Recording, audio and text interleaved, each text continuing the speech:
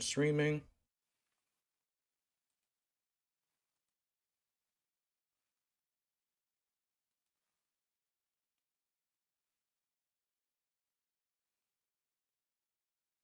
All right. I think yeah, do you see it on my YouTube channel that we're going live? I'm not on your YouTube channel right now, but I can check to see. Okay. Yeah, it shows. Sweet. All Okay. right. Yeah, we are live. Boom shakalaka. It's Apollos here. I haven't come up with a consistent intro that I'll be using for live streams later, but here I'm today with Ben. And Ben, can I call you Ben? You can call me Ben. All right. Yeah, and Ben has interacted with me before in my comment sections on my YouTube channel. And so we're here to discuss about the impact of this book, uh Dr. Ehrman's New York Times bestseller Did Jesus Exist? I think this is backwards for what it's worth. Yeah, but to really I would say that it has advanced the discourse insofar that mythicists can't make simplistic claims and be taken seriously, such as those you will find at the internet level with uh, people like Bill Maher, because that's in fact the video where me and Ben interacted. Um, but in order to make a mythicist case, it has to be much more robust. And so today we're gonna go ahead and talk about that. So how about we start off with um how you got interested into this stuff, Ben, and tell my audience about yourself and kind of what got you into discussing about the historical Jesus and things of that matter. Oh, well, thank you. Um, Great to be here. Thank you for having me, and thanks for our online interactions. Um, in terms of Jesus mythicism, it's kind of just a hobby topic for me. Like I posted a few videos earlier yesterday. Just Yeah, I'll definitely get to those, by the way. Yeah. It's all right. Like, we got all set up yesterday, and then we had some technical difficulties, and, like, I was just sitting there, like, I had everything set up. I was like, "I gotta make something." So I went through, our initial, interaction just to sort of refresh my memory on, where we were in terms of talking about things, Mhm. and, yeah, just I mean, Jesus mysticism, it's an interesting topic. It's kind of a hobby topic. It's not, like, a forefront topic for me. Like, in terms of, like, culture wars and things and, like, the most important things that I think are worth, getting out there and addressing, it's not the forefront. Um, it could totally turn out to be, like, just a crank view that's, like, something that, you shouldn't push, or, it's currently against a scholarly consensus that Jesus was totally historical figure, and I think Bart Ehrman lays out at least a reasonable case for that. And did Jesus exist? Um, but I mean, I've been reading about these things since 2006, um, and basically the only reason I've been interested in it is purely because I was following Richard Carrier's arguments about completely unrelated things. Not completely unrelated, but I mean, he was a prolific writer, and Mhm. Yeah. on just the culture wars in general, and he kind of took a sidetrack on this issue just for his own reasons, and so it's basically purely because Richard Carrier went there that I even bothered, because I mean, I just wasn't interested in the topic otherwise. And I mean, he makes a pretty good case. Like, I don't know that he's necessarily wrong about what he argues, uh, but yeah, I mean, that's where, at least that's where I'm coming from. It's not the forefront topic for me, but I do happen to know a lot about it, and at least for people who aren't as aware of what the arguments can be and what evidences are used, I think I can bring that to bear. But yeah, I mean, ultimately, I'm not a historian. I'm not the grand master of Right, neither am I. Yeah. I mean, I think I say in one of the recent videos, I'm at the mercy of the experts just like everybody else. I really wish that Bart Ehrman and Richard Carrier could actually have a protracted, like, debate Yeah, about it, everyone's been but waiting for that one. yeah, yeah, but it's there's so much animosity, and, honestly, I mean, Richard Carrier's been a primary culprit in that, unfortunately, and, yeah, I wanna see a good debate because I mean, we're all waiting for, like, a good debate because 'cause we're all at the mercy of the experts, unfortunately, so Hmm. Yeah, and I think one of the reasons why you would make uh a good addition to this live stream is because primarily because you are familiar with the more cogent mythicist arguments as opposed to like the disparate claims made by uh the internet atheists all that are all over the place. But you definitely seem to be much more in touch with more, how should I say, the more or less academic approach when it comes to mythicism. Um, yeah, so you stuff on Bill Maher, yeah, I mean, Bill Maher believes for, like, the garbage mythicism kinda yeah, claims. He's extremely low-hanging fruit, and, yeah, yeah, I mean, there's no argument there, it's just that's a garbage version of things. Um, Anybody could go to town on that, but go ahead. yeah. So I think I'd like to start off with the reception history of mythicism, as you are well aware and have implied in your introduction that mythicism, uh, throughout the course of history, it hasn't garnished popular view of scholars, not even a minority view. It's uh, I don't want to say fringe because it might come off as disrespectful, but That's all right. yeah. For better or for worse, there only have been like a handful of scholars throughout the centuries that have entertained this view. So I think I want to ask is the thing I want to ask is there would you do you have in mind like a counter narrative to why so many scholars would envision a historical Jesus? Uh, because I think one of the things that Bart Ehrman does lay out, and he explicitly says he's not giving a what's the word, a comprehensive evaluation of mythicism, but he does seem to construct some sort of narrative for how it came into being, namely Mhm. that through the works of Francois Volney, Charles Francois Dupois on the origin of religions, because of the French government's, or not French government's, French Revolution's distrust for centralized authorities, that they furthermore distrusted the church, and then you have like bona fide scholars that sort of like backpedal on that idea. Bruno Barr, sorry. Bruno, Yeah, I'm he's just not I'm exactly like it. yeah. I'm just reading my notes over here.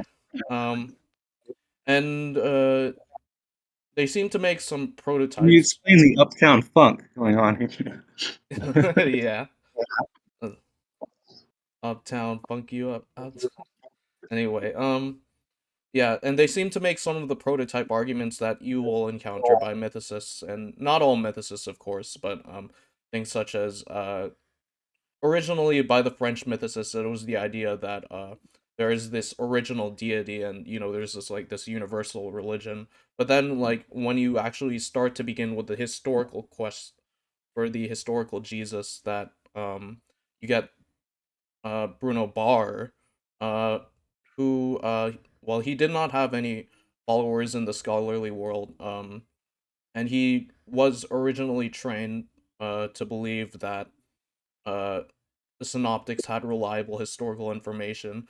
But when he changed his views to incorporate Jesus mythicism, that he lost his state-supported German university of Bonn scholarly job. Now, I think one of the things that could have been done better is I do think that Bart Ehrman should have and this is purely from a book review perspective, but I do think he doesn't differentiate between mythicists being rejected in the scholarly world for purely intellectual grounds as opposed to criminal blasphemy. Um, and to be quite honest, I'm not sure whether or not criminal blasphemy was still active, but the church did have some sort of hold on these institutions, whether it was formal or informal.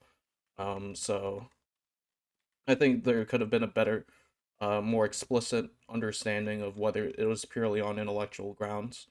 But then you get people like eventually you I think one of the biggest revivals of Jesus mythicism is how Jam Robertson argued that Jesus was a vegetative Joshua resurrection cult for dying and rising gods. And Arthur Drews took this view and convinced one of the many leading political proponents of, excuse me, many of the leading proponents of the Soviet Union, Lenin, namely, and more or less caused the Soviet Union of the 20th century to embody these mythicist views. And then, after a relative hiatus, long break from, Is mythicism popular in in Russia? I'm not familiar exactly with. I'm just uh, curious.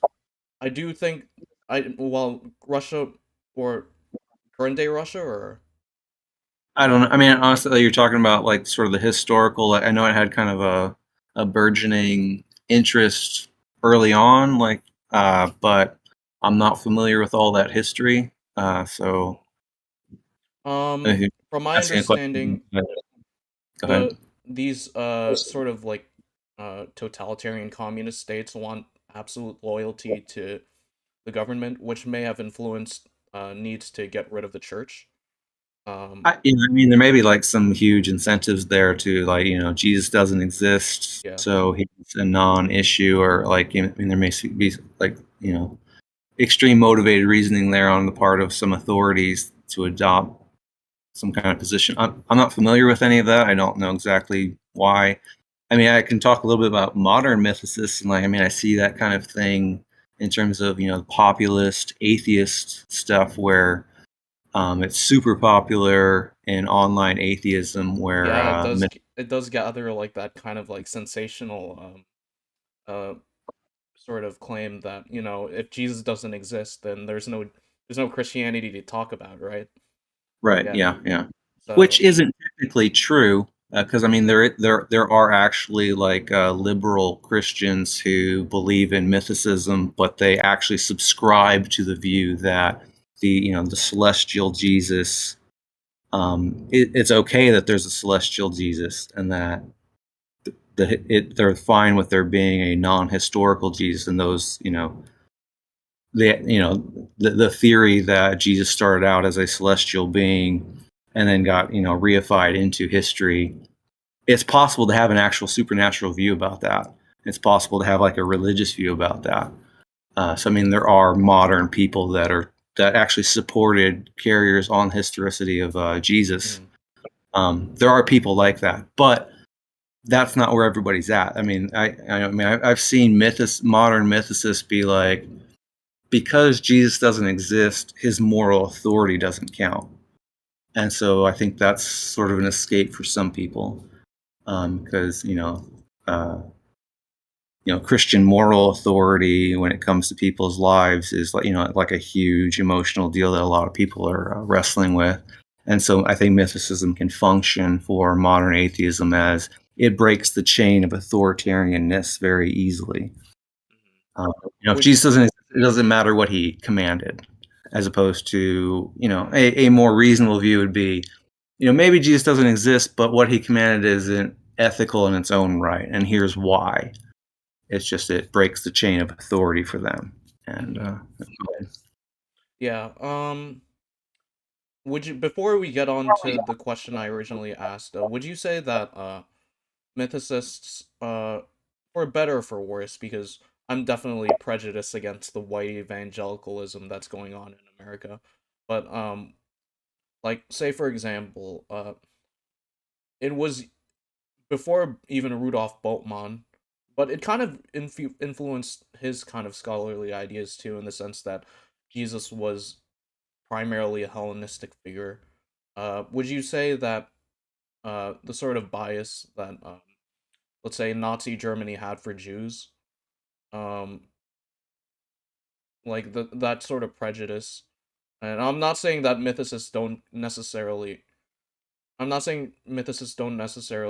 ascribe to the idea that Jesus was, or at least the Jesus described was a Jew, um, but rather that that same sort of prejudice to against like say like Jews in Nazi Germany uh, might be the same sort of prejudice for mythicists against fundamentalism Christianity.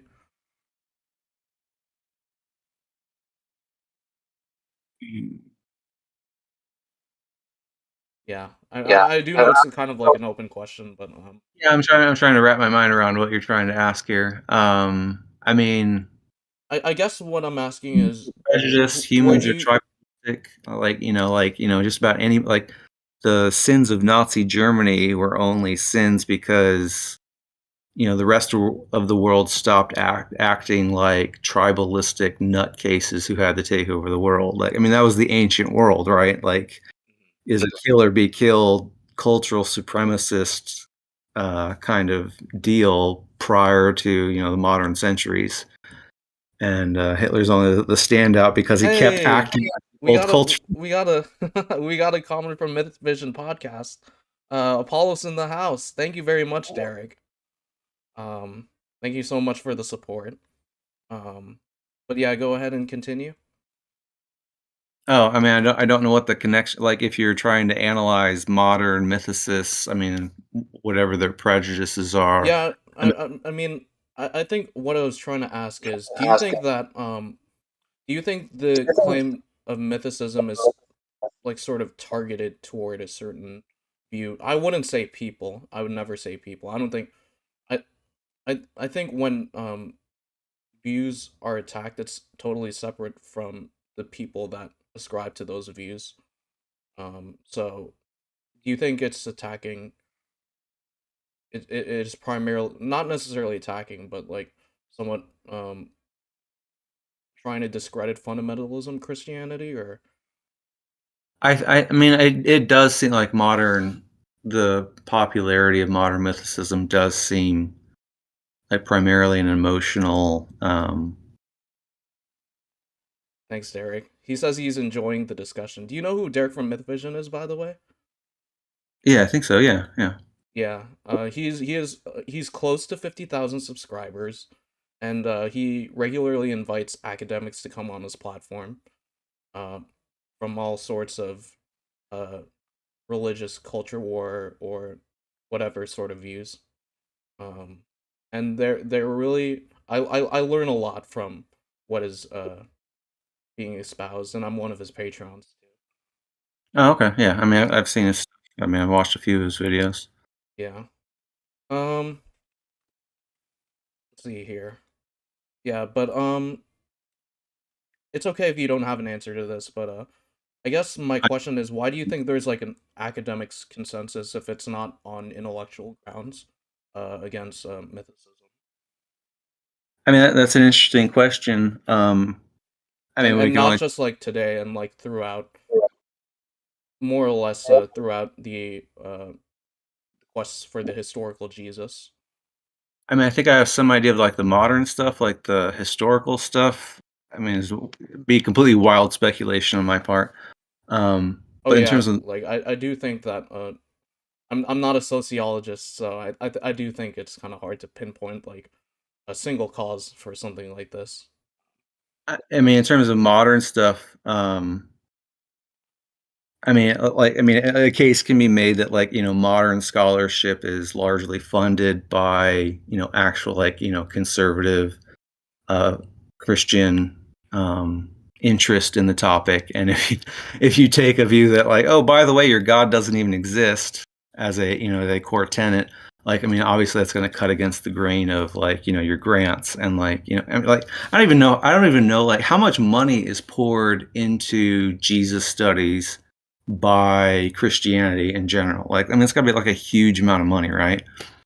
Um, and how many academic careers are being sustained by that? And so, I mean, Richard Carey has a list of like scholars that like, are either pro-mythicist or agnostic about mythicists, and like he's certainly gotten emails and things about people that would speak out about it and have their reservations or whatever about it, but they'll lose their jobs as a result. And so I mean there's definitely some motivated reasoning, just getting the debate up and off the ground. um Yeah, I mean I'm that's not definitely sure how many real. New Testament but I do think it's worth asking though how many New Testament scholars, and I don't know the answer, are necessarily directly funded by Christian organizations or Christian institutions. Because like obviously like I don't know if it was Houston Baptist University because Mike Lacona still works there, but I do know he got in trouble for saying something as small as saying that the resurrection in the zombies Yeah. Yeah, incident. Mike Yeah, Mike Kona got in trouble for that kind of thing too, right? Like, I mean, he was just expressing his honest misgivings about that particular passage, yeah, I think, and like there's huge flack for just that. yeah. And one thing that I do hear from mythicists, although I'm not, it's an interesting thought experiment, but I'm not necessarily convinced that it would add too much to the current academic consensus. Is that uh, there haven't necessarily been people who went into scholarship who were atheists already, and like almost Yeah, all the case, they're Christians yeah. who are wanting to like sort of like embolden their faith and things like that. Right. I mean, Bart Ehrman's an anomaly himself, like who sustains, dramatic interest in biblical studies and isn't a believer. Like it's just the interest level. Like it's very hard to find people who want to go through all the education for that, but like, hey, yeah, it's all just I'm just curious about all this stuff. Like it's very difficult, I'm sure, to find those kind of people Hmm. without them all being some kind of believer. Yeah. Um. So, how about we for the next couple of minutes? How about we go on and sort of like ask we ask you how mythicists of your type would make their claim for how Jesus never existed, Okay. or I don't know if you're still a mythicist now, but like, I um, mean, I'm basically kind of an agnostic. I mean, ultimately, I'm just waiting. Like, I would like to see a good case be made against like the best case for mythicism. It's a hobby topic for me. I mean, I think in my videos, I defend like a range of views of like even in my series I posted yesterday and in the comment thread, like I talk about how the relative merits of the idea that Jesus worships Satan is a more plausible theory than traditional Christian theism, and I give evidence for that. I don't believe at all that like Jesus rose from the dead. I don't believe at all that Satan exists, but I will defend give me some premises to work with, and based on that, I'll defend the relative merits of whatever. I mean, ultimately, like if you're just asking me, like, what do I think, the origins of the New Testament are? I don't know. It's a bunch of just pious religious literature with no real checks and balances from the outside world for like 100 years. I just feel stupid taking any premises, you know, uh, for granted. Going back, what's your Jesus theory? I don't have one. I don't even know. Um, my ultimate answer is just like agnosticism. So I mean, I follow lots of debates. I will give you the pros and cons of those debates. I have like three different contrary supernatural versions of Christianity that are more plausible to me than traditional Christian theism. And then I have like, five maybe secular versions that I think are more plausible than the supernatural version. But me and my personal version is I don't know. I don't think I should have to be some kind of super historian or metaphysical sleuth or trying to figure out like whatever happened because it's yeah. And honestly, I mean, Bart Ehrman comes very close to being like that, and when he's trying to talk about the relative merits of any given piece of evidence between mythicism and historicity. But then he still, with historicity, it's a hair trigger. Like 99.99% of humanity has no direct evidence of their existence. It really takes almost nothing to prove that some historical figure existed. It's virtually effortless. Like just the general, um, the New Testament itself, despite having tons of legends and stuff, it's not a.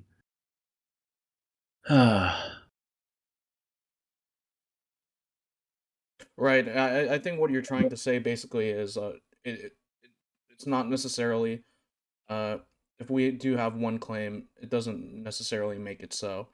Derek from Mythovision said that I think mythicism stems from a distrust on the reliability of the materials having historical kernels, especially the Gospels. They love interpolations.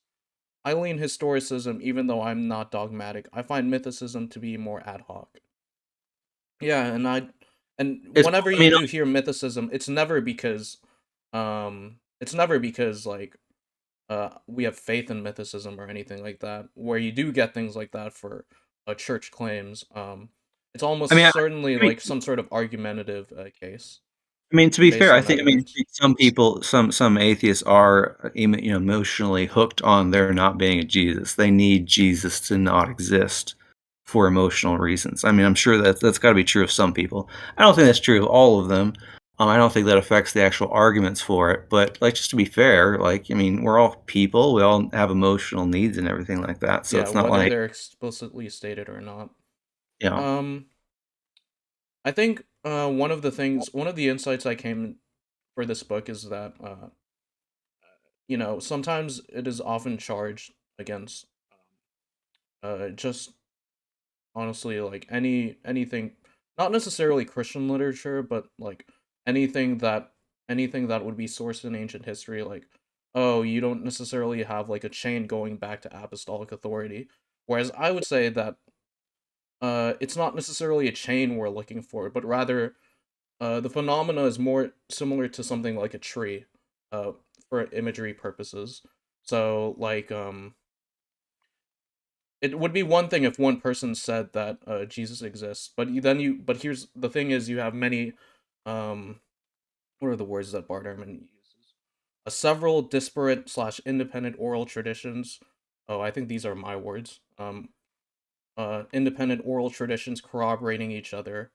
So it's not like there's a chain, but you have one person independently claiming attestation to the existence of Jesus from geographically separated areas, and some of them even going back to arguably to an apostolic core.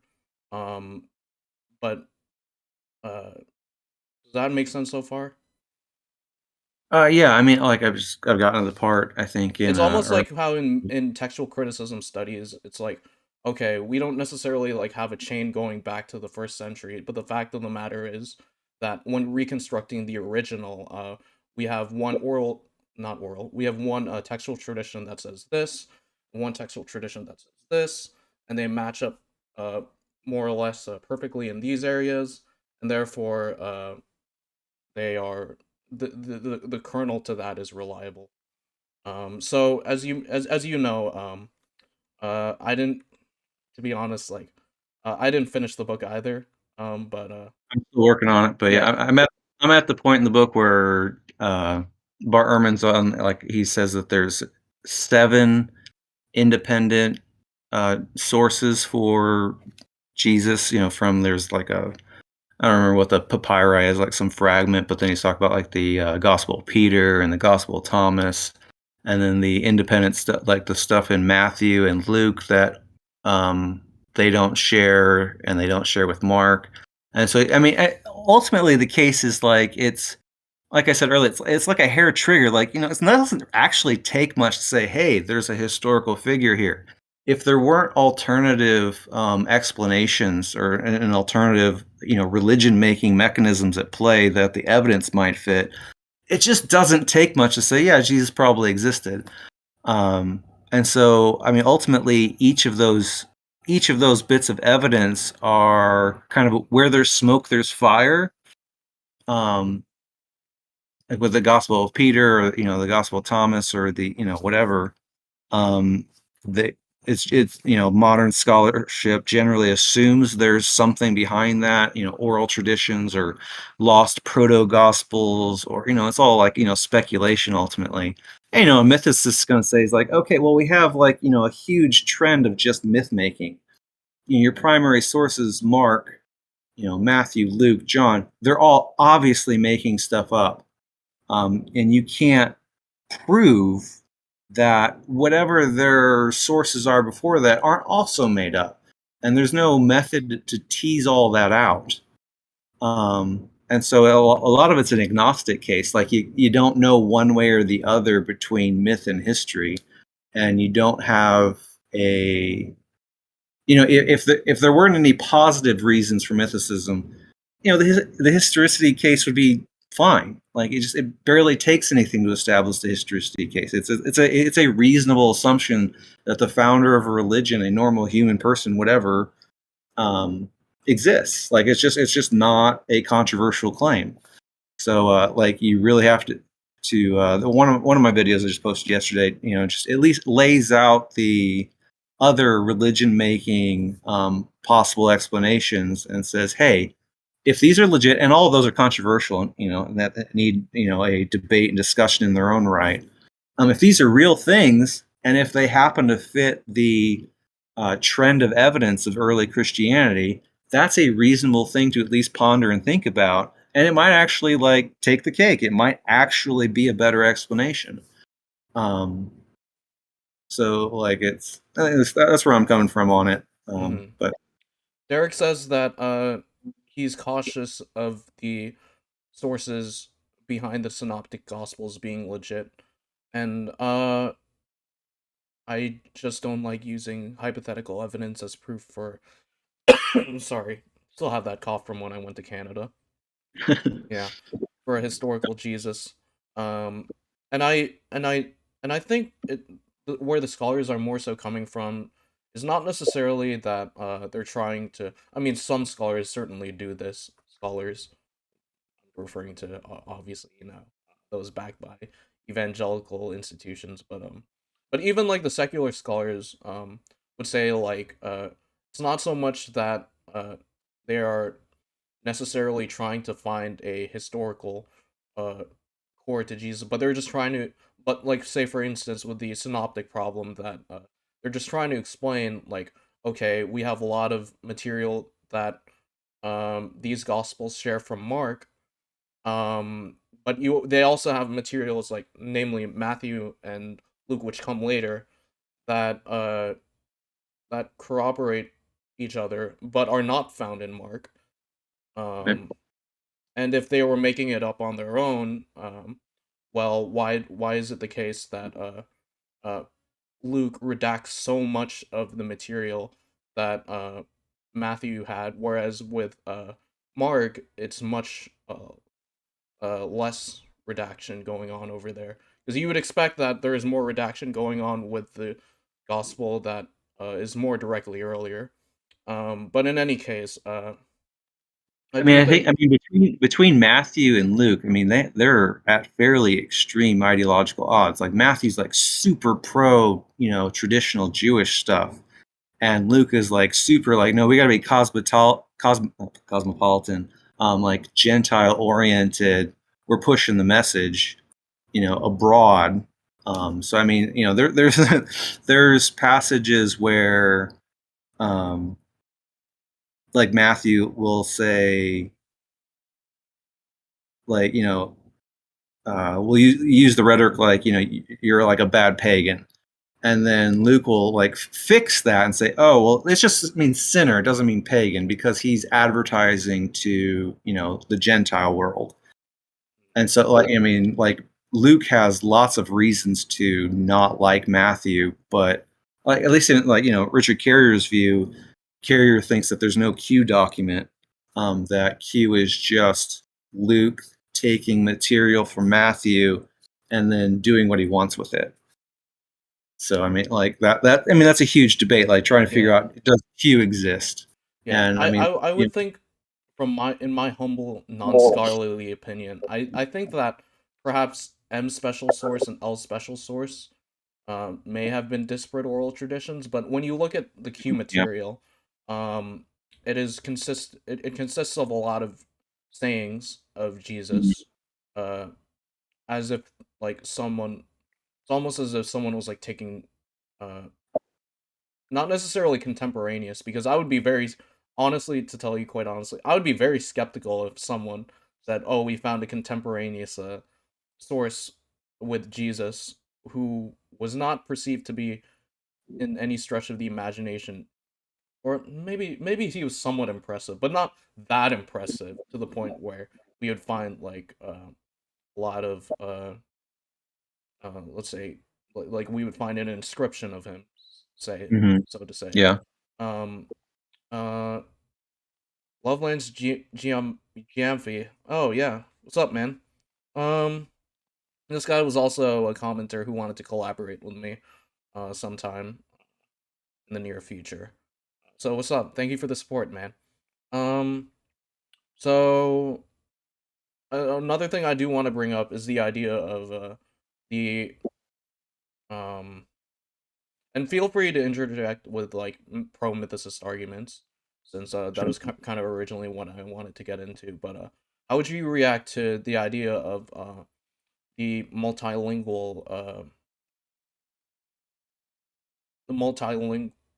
not the multilingual, but like you know how Bart Ehrman goes. I don't know if you're at that point in the book where Bart Ehrman says like there are many instances in the Gospels where they record a Proto Aramaic form, and Mhm, even directly an Aramaic form of like one of Jesus' sayings, and they'll say like, "Oh, this means this in Greek," because the original authors were Greek.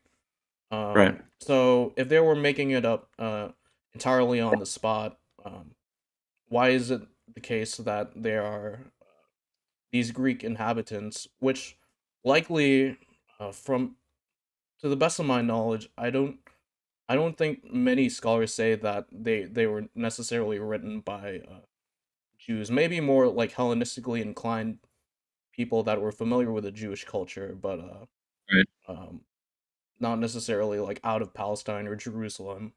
Jerusalem having been destroyed before or contemporaneously, where some of the Gospels have when some of the Gospels have been written. Say, for example, Mark. I know some scholars who say that Mark was written in Rome. Um, yeah, bro, Right. everything cool here. Enjoying the discussion. Thanks, man.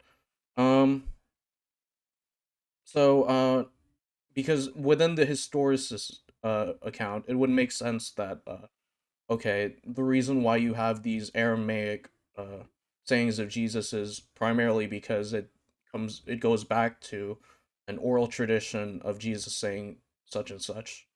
Uh, in the mythicist position, I think you have two options. You can either deny the oral tradition, or you can say like the oral tradition having existed at all, or you would have to say, and I would think this would be the more likely of the two, that the oral tradition doesn't necessarily go back to a historical Jesus. If you are making the the mythicist argument, um, so how do you? But then I would personally counter by saying it's not just one oral tradition. You have all these people attesting to the same oral tradition. Like we know, for example, that Paul himself, during the time of Paul, there were certainly like sayings of Jesus being passed around about the Lord's Supper and regarding I think there's one regarding divorce. Um But yeah, so how do you respond to that within the mythicist sort of narration of the events?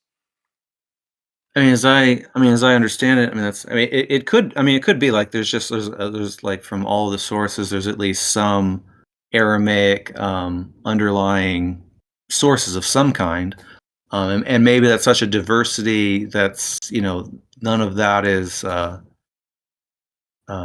collaborative. I mean, like maybe it's all independent stuff, and again, it's just kind of like where there's smoke, there's fire.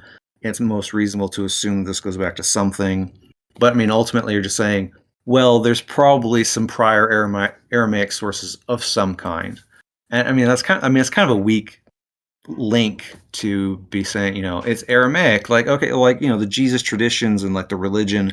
Yeah, I mean, it came in some way from, Israel. It came from that direction. It's not just, a total Greek invention. Um, if the writers of, Luke or Matthew or whomever that are, they're composing in Greek, they probably have something going on, but, like, it's just like, in the modern world, we have all sorts of people that, they believe all sorts of wives' tales and legends and urban legends and, like, all sorts of just total nonsense that they're not doing a rigorous fact check on. So, like, you roll Well, that back I into do the, think that ancient world, all you know is that it has maybe, some kind of Aramaic source. That's not much to go on. And so, Richard Carrier's at least view of, the Aramaic sources are okay. So how do you know that that Aramaic source wasn't as made up as some Greek, mythical invention about Jesus? mhm.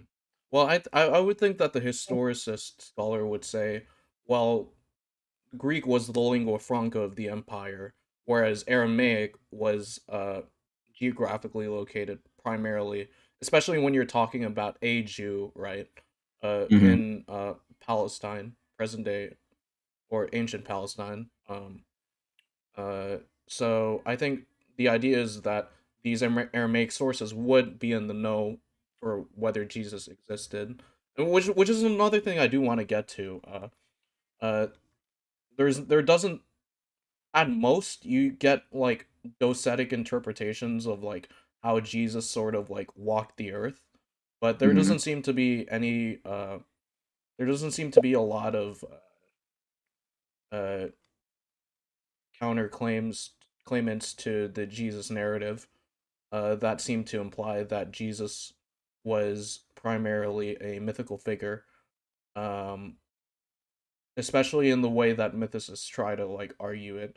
Because like yeah, like okay, you might have like Justin Martyr who says something like, "Oh, okay, just as you guys believe in Apollo and believe in Zeus, we believe in our God Jesus Christ or Son of God. I don't remember which one of it is. Um, but in either case, that could easily been taken to mean like that in particular with regards to their reverence to that particular deity. Um, doesn't seem to suggest in like that one Christian apology that they're necessarily believing in some sort of celestial deity that was crucified in the heavens. Because from my Yeah, understanding, that's basically by the time of Richard Justin Martyr, Carrier's views, right? the mythicist, like the timeline on that seems like whoever was a mythicist seems like the most earliest proto stuff. And Okay. if there's anything that was like blatantly that way, the idea probably is mostly that those writings weren't preserved. The dominant sect just didn't like that view. And so that, a lot of what we have is just the dominant sect preserving what it wants to preserve. And then sometimes we find contrary stuff. Um, I think Yeah, there is. I I do. would have to dig in. There are some verses that are a little weird that do kind of seem to be, they're rhetorically talking about something that is kind of plausibly like mythicist kind of things. I'd have to go deep dive into that and get the exact verse and what the argument is. I can't summon that right now, but it's um, Yeah, Yeah, I don't. yeah, that's Go ahead. one other thing I did want to talk about. When it comes to Jesus mythicism, it seems, in my opinion, that they're drawing from several different, disparate, unrelated uh, traditions. So much to the point where it makes me wonder, like, if someone was like writing down a gospel, would they have? I mean, yeah, even to the educated person, would they have all this list of traditions of like Dionysus, Zalmoxis, like sitting right in front of them? Because yes, Oh they are like there are the gospels in particular are written in an unusual, uh, more educated flavor of Greek. But then again, we sure. have to remember that the type of education that these people would have received is nothing close to how someone would have been received in the imperial court, say for example, or really famous school of of a follower of a particular philosophy. So how do you think a mythicist would respond to the idea that, you know, if someone was trying to mythologize some Christ figure, it would be unlikely that they would have access to all these sorts of traditions that are coming from uh, that are barely even mentioned. So say for example, like Zalmoxis. I don't think we. I mean, yeah, you do get reference of him. I think in a couple BC centuries, but like, uh, Yeah. I don't. I think the next time he's Yeah. mentioned is like in response to Christianity. Yeah, Um, yeah. What's the like the average Joe who's not like super educated, is poor, illiterate? Like, what is? I mean, he's a normal person. What are the cultural, religious influences that they're actively experiencing that don't require like super education and whatever?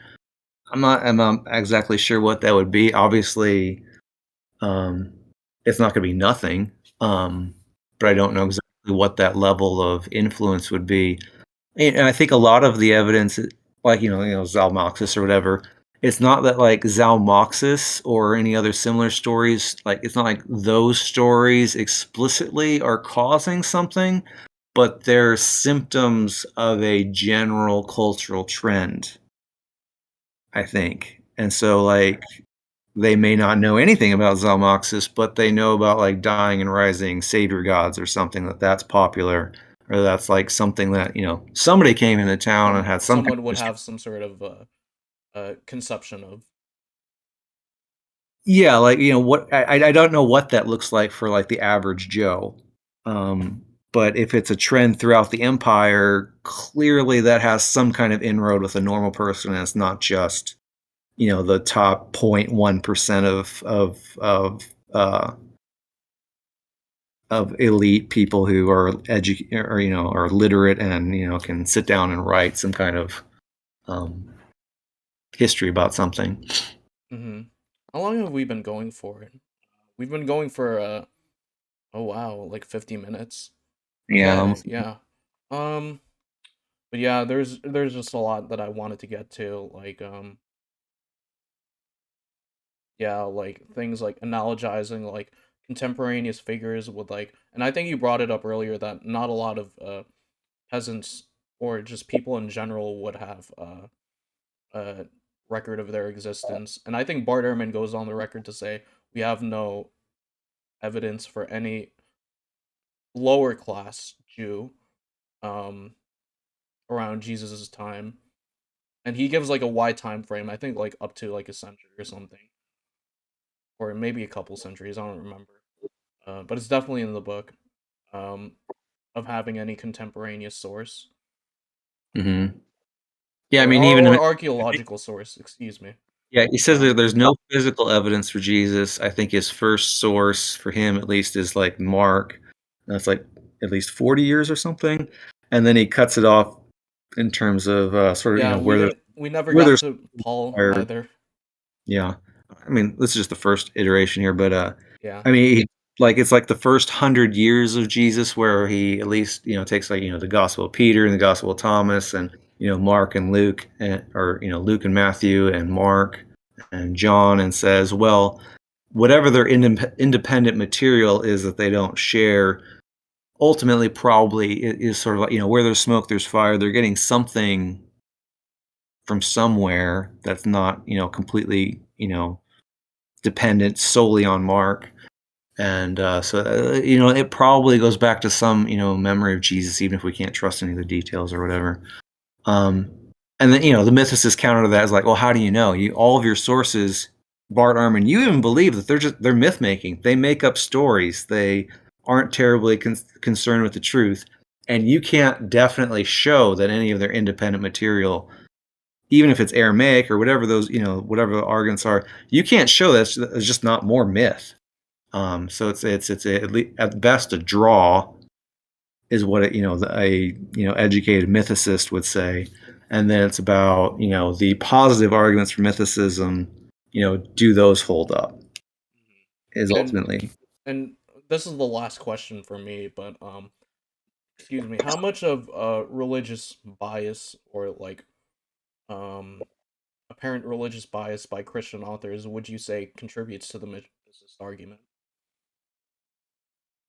contributes to the mythicist argument. Like I mean, Like in the sense that, oh, these were Christians who told these stories, therefore oh, okay. I'm not necessarily like trying to oversimplify it, but No, I it think I seems, understand. yeah, yeah, yeah. I mean that is like any contrary view, like say modern politics, like a biased Republican um account of something, liberals are going to discount it just because it's Republican. Like, oh, we don't trust you. We don't trust your ideology. We have no idea what you're talking about. You flip that around, Republicans seeing some liberal source. We don't trust you. We don't trust your ideology. Yeah, we're going to discount you because of that. So I mean, and yeah, the sources are biased, and you're ultimately trying to look for more unbiased than not to tease out real history. Okay. And So you would say and it does play like a huge role, or yeah, absolutely. I mean, but I okay, mean, at the same time, it's like, I mean, that's not unreasonable. Like, say you have Christians evaluating ancient Hindu views or, Islamic views.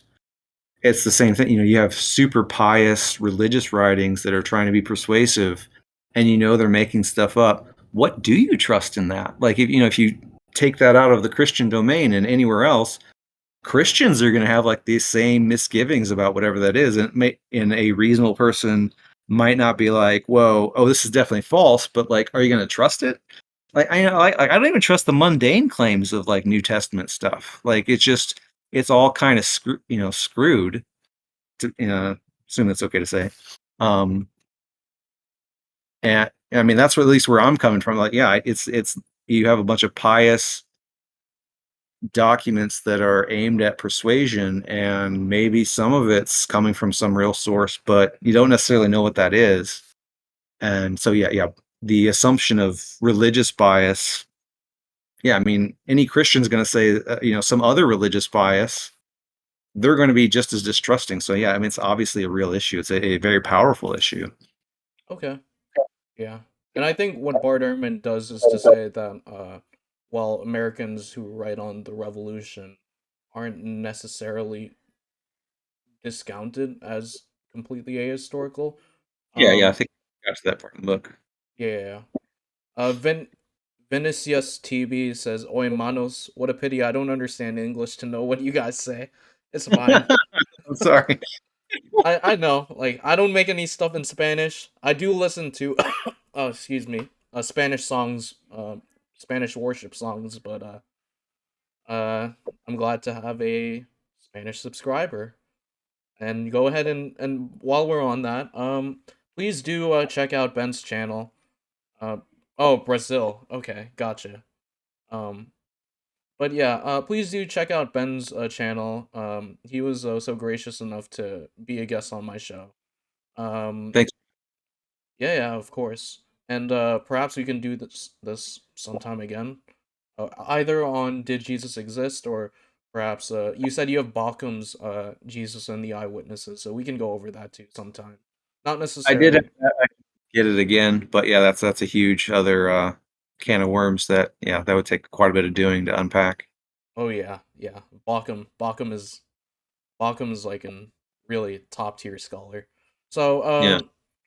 I think I guess any thoughts for I think my final thoughts for anyone investigating whether Jesus existed or not is really really try to keep an open mind and try to when it comes to analogies when pertaining to religious bias or whether we would have evidence for a particular historical figure or so on and so forth, that try to really keep an open mind to how that would apply to something like the first century.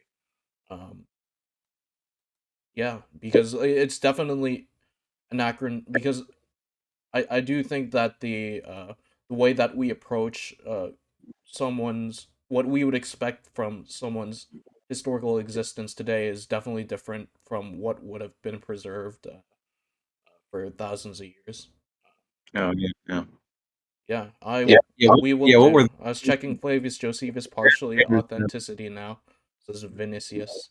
Yeah, but yeah, what are your final thoughts before we close out? I didn't hear what you just I missed part of what we were talking over each other, I'm sorry. Oh, okay. No, no, I was just reading someone's comment who said they were checking Josephus. Yeah, I think it's a huge I think modern Christian apologists have higher standards of evidence than their early Christian, representatives. Like, I think the early Christians, the evidence that they give of their methodologies and what they cared about and what the kind of facts that they would check versus the kind of facts they wouldn't check. Like, I think modern Christians have been hugely influenced by modern science culture and modern scholarship, and they have completely different standards of evidence than ancient Christians. And if you just let the ancient Christians speak for themselves and look like what do they care about? What kind of facts do they check? I mean, those are completely different realms of inquiry. And so, unfortunately, like the modern Christian apologists are relying on the ancient Christians and typically, at least in my view, not being very honest about what their standards of evidence are. And so, like, I mean, that's a huge epistemic problem if you're trying to make some kind of serious case. And I mean, so, like, these aren't just like historical. I mean, from my standpoint, this is just a historical curiosity. Like, I'm just fascinated by the history, fascinated by what. I'm not trying to live my life based on whatever the conclusions are. Unfortunately, modern Christians like this is everything. This is the central focus of my life. This is my personal relationship with Jesus. This is everything, and it's horrible to like try to try to do real history, tease out real legitimate conclusions and support what a modern Christian has to support in their emotional life. Like that's a huge disparity for me. And going back, I used to be a Christian, and trying to found my emotions on my religious emotions on reality. That's such a trepidatious and tenuous project to engage in. So um I guess that's my final thought for like, hey, should we really be have to be like, Yeah, historians pinky and swear. That was my final thought too. Yeah. yeah. All right. But yeah, I guess we'll close out. Thank you everyone for watching. Jesus bless you too, Vinicius. And we'll be back sometime soon. Keep on an eye out for what's next. All right. See you next time, Ben. sounds good. Thanks, Paulos. All right.